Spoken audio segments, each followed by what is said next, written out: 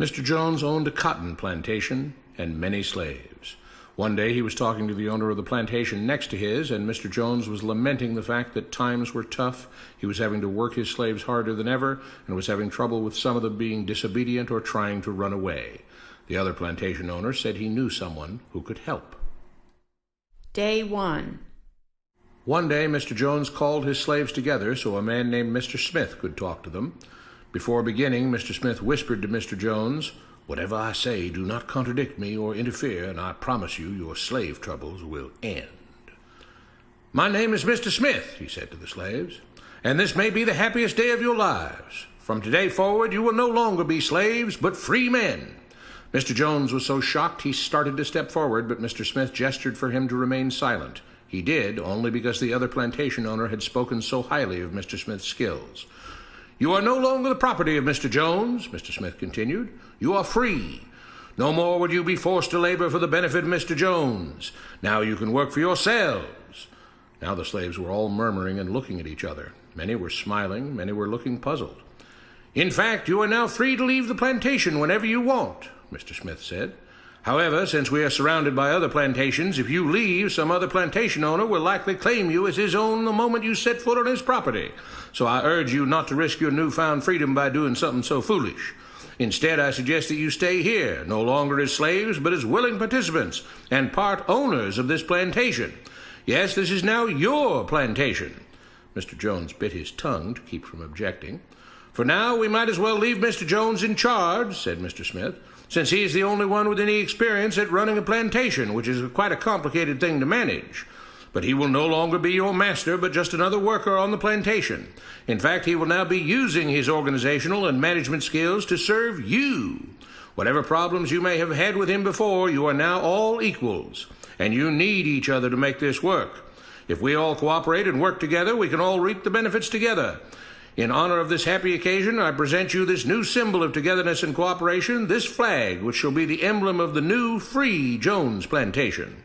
He held up the new flag, but most of those listening were still too amazed to respond. "And this shall be our motto," Mr. Smith announced. "We work together as free men for our mutual benefit, pledging our allegiance to the Jones Plantation, which stands for prosperity, liberty, and justice for all.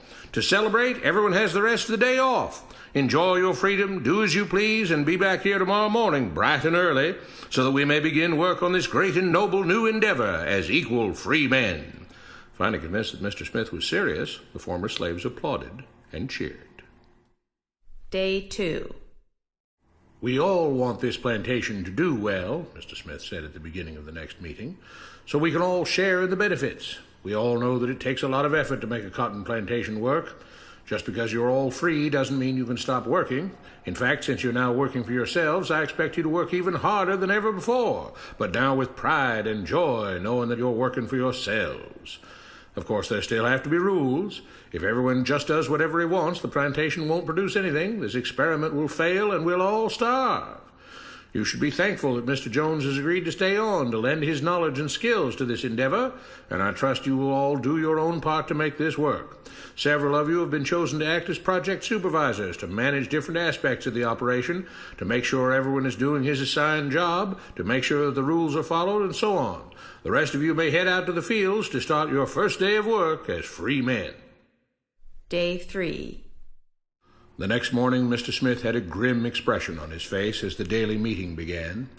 "I have an unpleasant duty to do today," he said.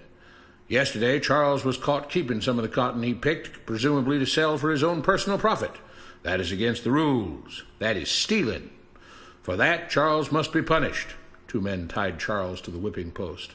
"I take no joy in this," Mr. Smith continued, "but you must understand, if we do not maintain order, if we do not have rules that we all abide by, then the plantation will fail, and we will all suffer."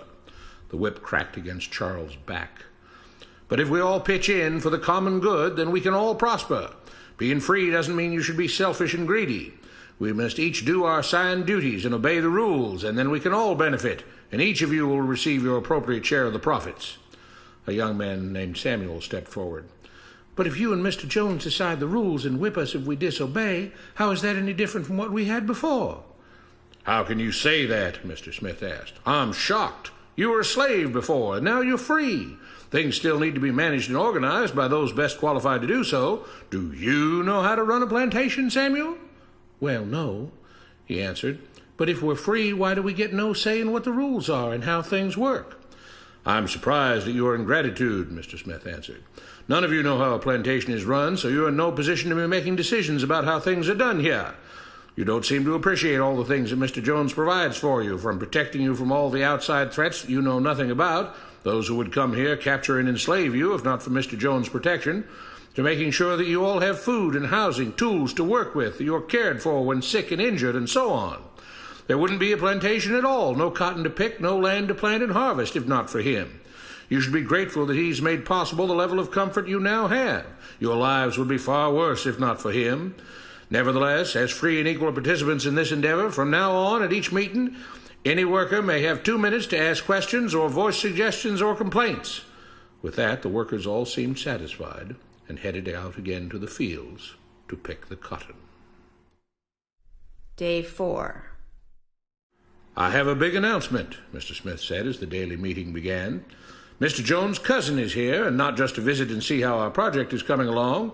It has been decided that from now on you will be deciding who will manage the plantation. Of course, this job can't be done by just anyone, but every 3 months we will have a special meeting at which all the workers will vote on whether we think Mr. Jones should run the plantation or whether we think his cousin, Mr. Johnson, should run the plantation.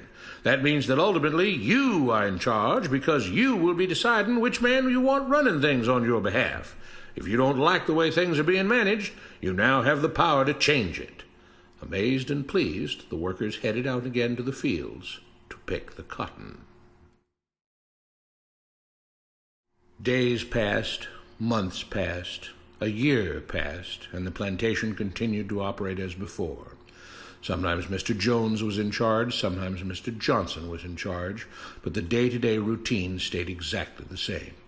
The workers worked hard, long hours every day, and still had little to show for it. Every day the meeting would begin with them all reciting the Jones Plantation motto, "We work together as free men for our mutual benefit, pledging our allegiance to the Jones Plantation, which stands for prosperity, liberty, and justice for all." One day Mr. Smith announced, "Samuel is asked to say a few words this morning, and whatever the rest of us may think of his ideas and opinions, we are all free here, and that means we are all allowed to speak our minds. So, Samuel, you have 2 minutes. Begin." Samuel stepped forward, looking scared. "I was excited when all this started," he began, glancing nervously at Mr. Smith and Mr. Jones. "But don't you all see what's happened here? Nothing has changed. We're all still slaves." There were grumbles of disagreement from the crowd. "They tell us what to do and whip us if we don't. They still make all the rules and punish us if we disobey. They let us make suggestions and complain about things, but they never really change anything. They let us choose between Mr. Jones and Mr. Johnson, but what's the difference? The situation stays the same. We do all of the work and they take as much as they want and decide how much they'll let us keep. They live in luxury, made rich by the cotton we pick. We do all the work and have to build our own huts, grow our own food, and take care of ourselves. They leave us just enough that we don't revolt or run away. This is not freedom. We're all still slaves. They've only changed the words they use, but nothing else has changed. They say we're all free and equal, but we're not. They command and we obey. That's not freedom. That's not equality. They say we're free to leave, but all that means is that we're free to be someone else's slave. Why should we work or obey the rules? We didn't agree to this. They made the system. They forced it on us. They control and rob us and call it freedom. They've deceived you into thinking that being able to choose which slave master you'll work for is the same as being free. It's not. Open your eyes. If you keep what you produce, they call it stealing. When they take what you produce, they call it sharing and fair distribution. Can't you see that this is all? Your time is up, Samuel, Mr. Smith announced calmly. At his gesture, 2 supervisors grabbed Samuel by the arms and led him to the whipping post. "I'm sorry, Samuel, but you've broken the rules. There are rules against encouraging others not to work and encouraging others to break the rules. You're only hurting all of us with your discontentment and your complaining and your disobedience." The whip fell and Samuel let out a grunt. "Without rules, without order, all would be lost. Without law, there would be chaos. We can't just behave as wild animals, each doing whatever he pleases. We must all follow the plan and all do our duty for the betterment of everyone, and those who do not must be punished. The whip fell again, and blood flowed freely from Samuel's back. Samuel, it is you who are stealing from the others. When you don't do your assigned work, you are making more work for others. When you disobey the rules, it is you who are endangering the future of everyone else here. You are the thief. You are the criminal. You are the one trying to destroy the arrangement that keeps us all safe and prosperous. At every lash of the whip, the other workers cheered louder and louder, some yelling curses at Samuel. Being spoiled and selfish, you complain about everything, talking as if you're oppressed. But you are the one ruining things. You are the one keeping us from being all we could be. It is your greed and your rebelliousness that is hurting all of us. They all play by the rules, Mr. Smith said, gesturing at the others. What makes you think that you don't have to? You think you're above the law? There were loud yells of agreement as the whip fell again. We must maintain order, Mr. Smith proclaimed, to make this plantation great, to make it so that we can all be happy and prosperous. To have the society we want, there have to be rules. We all have to contribute our fair share to this great endeavor, and we cannot tolerate actions and attitudes that seek to undermine the amazing things that together as free men we have achieved and will continue to achieve. Mr. Jones was smiling as he gave Mr. Smith a pat on the back. The crowd was cheering so loudly that none of them had noticed that Samuel had died.